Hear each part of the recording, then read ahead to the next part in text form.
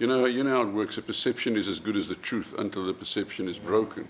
Now, when one or two of these things occur, people think it's the rule. Yeah. For instance, just to give you an example, near us there is a lot of water running down a culvert, and apparently it's not Ugu water. It's also not the water. Well, it's not a broken pipe, and it's also not from the tenant. Apparently it's a spring. Now, every time people go past that, that running water, they say, "Look at Ugu, they're not fixing this.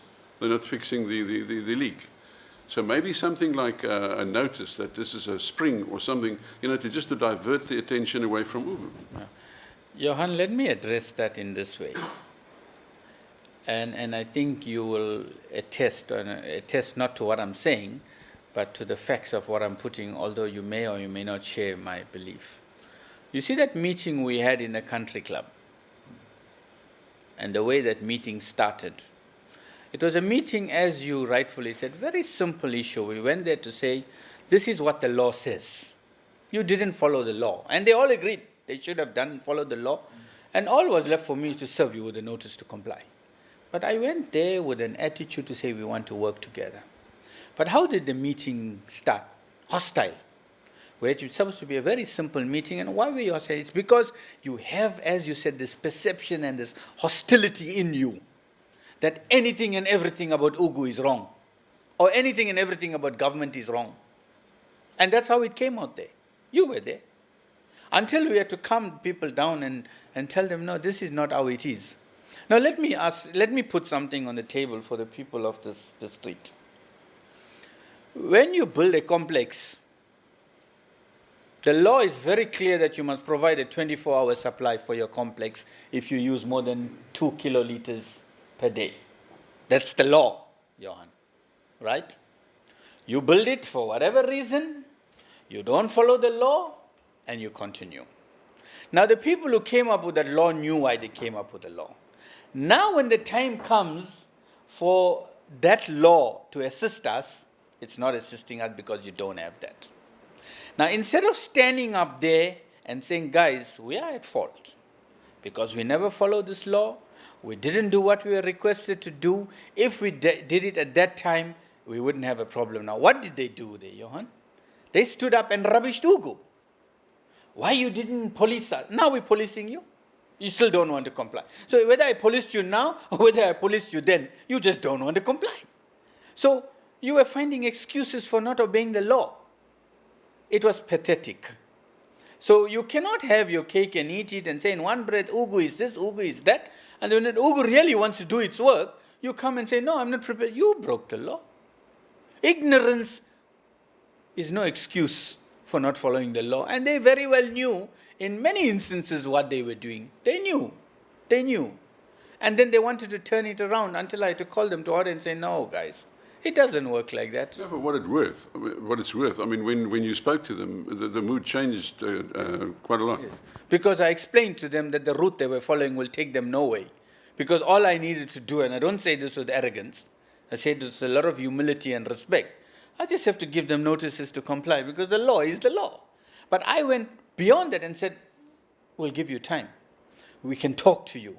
Now, as you're saying, it's that perception that they have, that anything and everything about Ugu is bad, Ugu must be rubbish, they can do no good. Okay.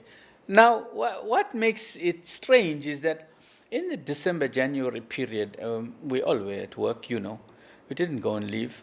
And we had a few issues. Ramsgate was a little bit of a challenge, and we must deal with that. I think it was more than a challenge. But generally speaking, throughout, we had a lot of engagement with people who came from outside. And there was one Free State family I spoke to in Margate, and there was one Limpopo family that somebody else spoke to. And they were very complimentary about this district. They said from where they were coming, it'll be weeks. And they said, listen, you shut the water from 10 to 4. We didn't even feel it. It was the right thing to do. But we had water. We were able to enjoy ourselves. We never had a problem. We'll be coming to this district again. Now, when you have people like that who appreciate that, what do you do?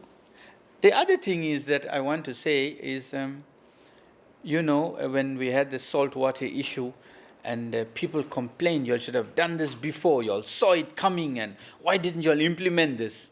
Now that day at the country club, wasn't it part of the drought relief measures that we were trying to implement? And when we started implementing, what we were saying? You want to fight back. And that's what they said. We must fight. We must not accept this lying down.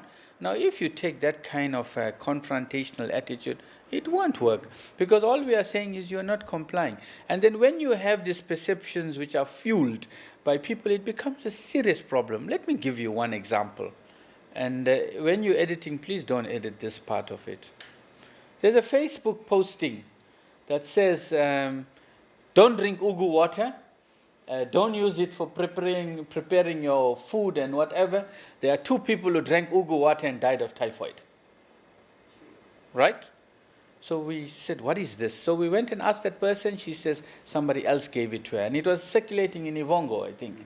And went until we came to the person where we think it started. He said, no, was it gardener or domestic said that 2 children died from drinking water.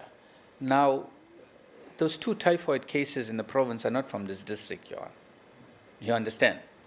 And in any event, those 2 cases are not even from drinking water. And typhoid is not only caused by drinking white water. You can eat bad food, it can be carried.